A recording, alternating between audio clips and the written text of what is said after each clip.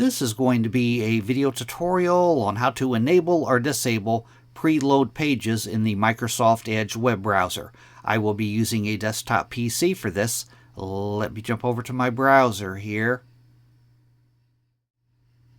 I have the Microsoft Edge web browser opened up now. To enable or disable preload pages, first thing you want to do is open up Settings. I'm going to go off to the upper right hand corner, up to the three-dot menu.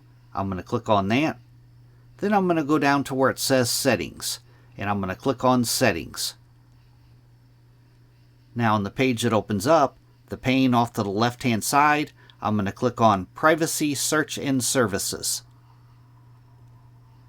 Then on the center pane, I'm going to go down to where it says Cookies, and I'm going to click on Cookies.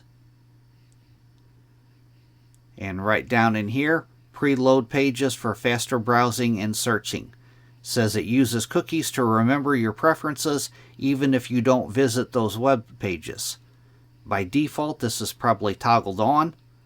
If you want to disable it, you would toggle it off. And to enable it, you just toggle it on. That is how to enable or disable preload pages on the Microsoft Edge web browser. Thanks for watching.